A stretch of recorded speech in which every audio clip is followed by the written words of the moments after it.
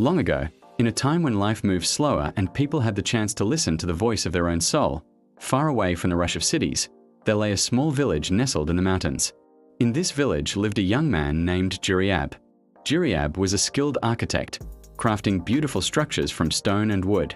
He was hardworking, honest, and dedicated. Yet, despite all this, he carried an unknown worry in his heart that never left him. He felt a deep sense of unfulfillment, a void that his impressive creations couldn't fill. Every day, as the first rays of the sun kissed the mountain peaks, Jiriyab would gather his tools and head to work, laboring tirelessly from dawn until dusk. He was good at what he did, admired by many, but the joy he once found in his craft had faded. Sometimes, he felt like nothing more than a walking body, merely struggling to exist. The work was abundant, yet his heart wasn't in it. As he chiseled stone or carved wood, he often asked himself, "Is the purpose of my life only to work all day and sleep exhausted at night? Is this truly all there is?" This question echoed in the chambers of his mind, unanswered and persistent.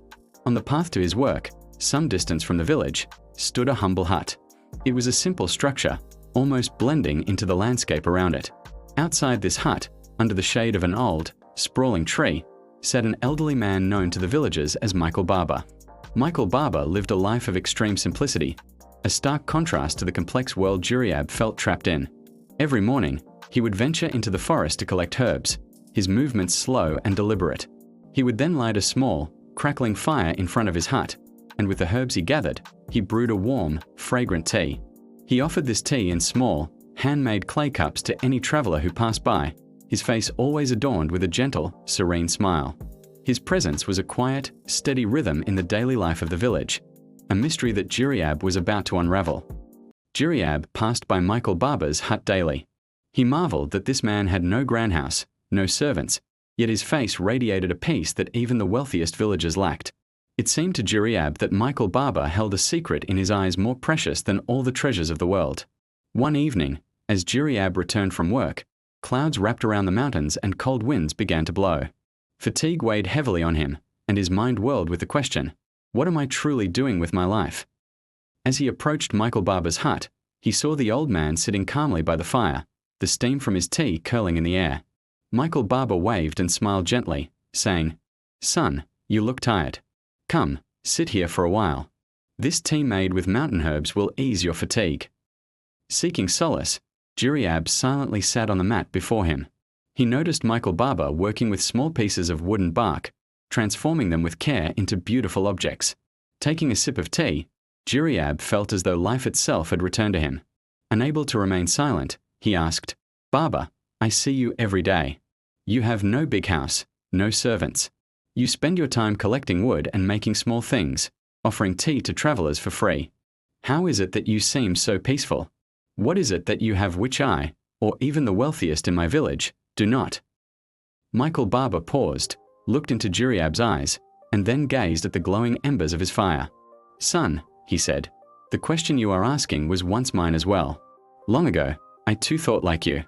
I believed that the more I earned and the more I accumulated for myself, the happier I would be. Yet the more I chased wealth, the further peace slipped away from me." Curious, Jiriyab asked, "Then what happened, Barber? How did you find this peace?" Michael Barber smiled and began his story. "Son, the turning point came when I met a wise traveler. At that time, I was trying to sell my creations in the city, moving from shop to shop. I was constantly worried about being cheated, underpaid, or left behind. My intentions were only for myself, only for profit. The traveler came to me, looked at my work, and said just one thing, 'Michael, as long as you work for yourself, you will always tire. The day you start working for others, your Lord will turn your work into worship.' At first, I didn't understand, but I experimented. I changed my intention. I decided that whatever I created would serve someone else's home, delight a child, or meet someone's need. I made helping others my purpose. I built this hut and began serving travelers. I vowed that my creations would be pure, without deceit or compromise, because I was now working for my Lord, not merely for people." Jiriyab listened in awe. "But Barber," he said, "wouldn't this make your life more difficult?"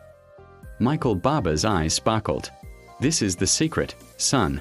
When you create ease for Allah's servants, Allah opens doors of sustenance you could never imagine. One day, a merchant passing by stopped, drank tea, and saw my work. He appreciated my craft more than any city shopkeeper ever had. He offered me steady work, eliminating my struggles entirely. All this came from Allah's grace. He placed a gentle hand on Jiriyab's shoulder. Son, whether you are a merchant or a mason, if you work solely for profit, it will weigh you down. But if your intentions are pure and your efforts benefit others, all fatigue turns into peace, and your labor becomes worship. Michael Barber continued, Allah does not judge the size of work, only the intention behind it. As the Prophet said, actions are judged by intentions, and everyone will be rewarded according to what they intended. That night, Jiriyab lay awake, reflecting on Michael Barber's words, as long as you work for yourself, you tire. Work for Allah, and your fatigue turns to peace. The next morning, Jiriyab rose with renewed purpose. He decided that his craft would no longer be a mere means to earn money. He would see his work as service, as worship, serving his Lord through helping others. He began to put extra time and effort into his work, dedicating all his skills to benefit others, not just himself. The villagers noticed a remarkable change. Jiriyab, once always tired and distant, now radiated a bright energy.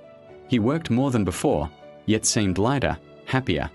One day, an old client came to meet him. Jiriyab had completed a project with utmost care and skill. The client said, "Jiriyab, I have hired many craftsmen before, but there is something about your work I cannot put into words. Your honesty and finesse have won my heart.